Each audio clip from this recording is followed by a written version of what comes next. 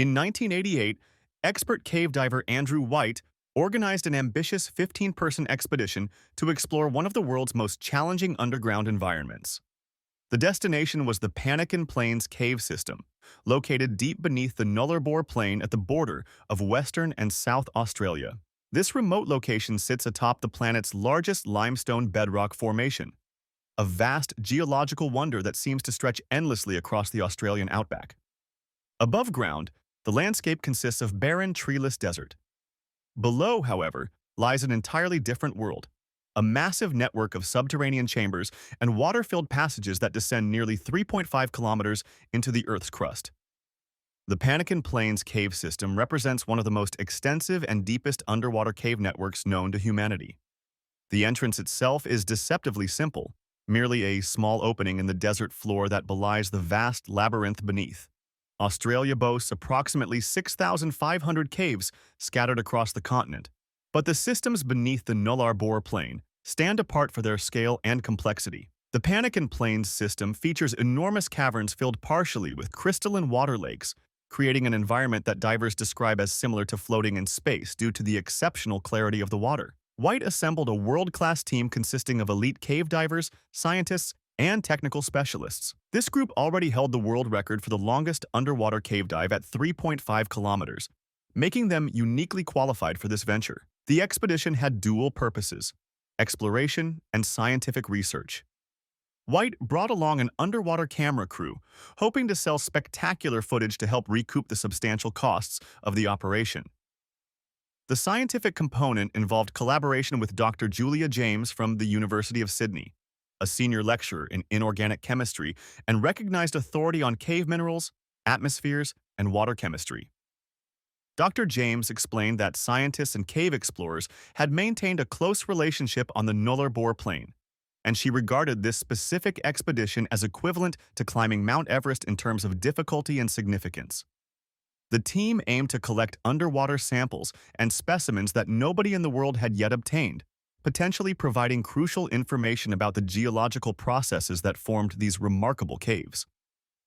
Cave diving stands among the most dangerous recreational activities humans undertake. Unlike mountain climbing, where dangers are visible, cave divers navigate through unknown territory hundreds of feet below the surface, where a single equipment malfunction can prove instantly fatal. The environment presents multiple life-threatening hazards at every turn. Oxygen tanks, regulators, and other equipment serve as the diver's sole lifeline. White emphasized the golden rule of cave diving: always carry a backup air supply. When submerged deep within a cave system, there is no possibility of a quick ascent to the surface. A diver with only a single tank and regulator faces a certain death if that equipment fails. The crystal-clear water, while beautiful, presents its own danger. The slightest contact with any surface can stir up silt, instantly blinding the diver and filling entire passages with an impenetrable cloud. Experienced divers carry 3 torches to illuminate their path, accounting for the possibility that 1 or even 2 might fail in the darkness. Another significant risk involves decompression sickness, commonly known as the bends. This condition occurs when divers breathe air at higher pressures underwater, and medical experts warned White before the expedition that 1 or more divers might be killed or suffer permanent disability from severe decompression sickness.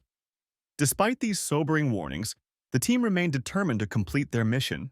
They spent weeks meticulously planning every detail and preparing for various contingencies.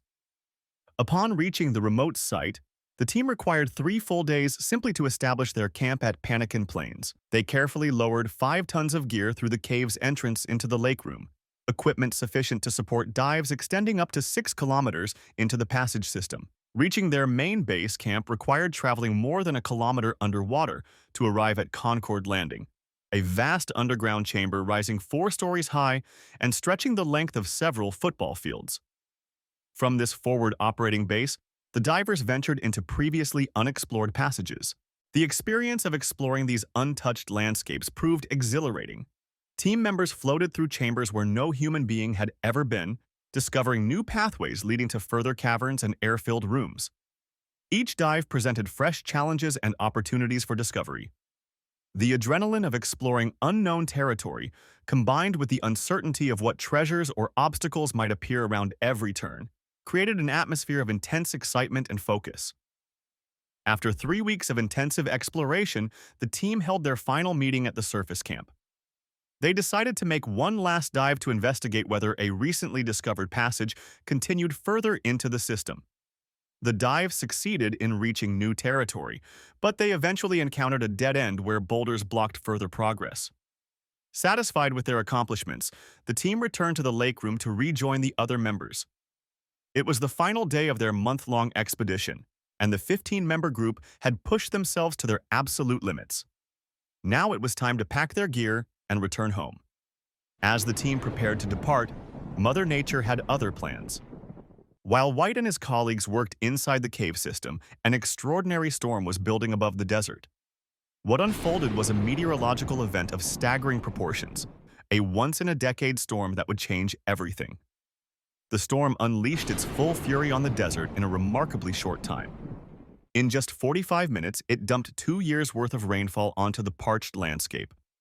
The deluge came accompanied by hail the size of golf balls and winds reaching 100 kilometers per hour. An estimated 300 million liters of water poured down, and like water circling a drain, this massive volume found the cave entrance, loosening the rock formation until it could no longer support its own weight. With a deafening rumble, the cave entrance collapsed, burying the opening under hundreds of tons of rubble. The 15-person team was in the process of ascending toward the surface when catastrophe struck. They heard the terrible sound and immediately turned back, running for their lives deeper into the cave as their only exit route disappeared. Andrew White and Vicky Bonwick had advanced furthest ahead of the group. They found themselves trapped on a ledge approximately the size of a small kitchen table, caught between the rushing floodwater and the cave's fragile, shifting roof. White later described how the cave's internal structure had completely rearranged itself. They were stuck between the raging water below and an ever-diminishing space above as the roof threatened to cave in on them. The situation presented an agonizing choice: remain on the ledge and hope the roof held until rescuers could reach them, or attempt to escape through the flooded, boulder-filled passage at the risk of being crushed by falling rocks. After perching precariously on the ledge for 5 hours with no improvement in their circumstances, White made a decision. Bonwick had become catatonic, resigned to their fate. But White refused to accept defeat. He told her they needed to take action, arguing that risking being struck by a boulder while attempting escape was preferable to waiting for the roof to collapse on their heads. Together, they swam, climbed, and squeezed through narrow crevices, navigating the treacherous route back to the surface. Upon reaching safety, White immediately called for help and organized a rescue mission for the remaining 13 team members still trapped below. What followed was a 27-hour operation that tested everyone's resolve and ingenuity. Team member Ron Allum had built a specialized radio transmission device during the expedition's planning phase. This device possessed the remarkable capability to transmit signals through solid rock, enabling communication with the surface team throughout the expedition. Now it became a lifeline, allowing White to establish contact with the trapped members and coordinate an escape plan. While the surface team worked vigorously to organize the rescue and clear a path, those trapped underground rationed their limited food and water supplies. Despite their dire situation, they maintained positive attitudes and determination. The team was prepared to risk climbing through the unstable rockfall to reach safety. One by one, they were carefully guided upward, crossing hundreds of meters through precariously balanced boulders to the surface. Miraculously, all 15 members emerged unharmed and without injury.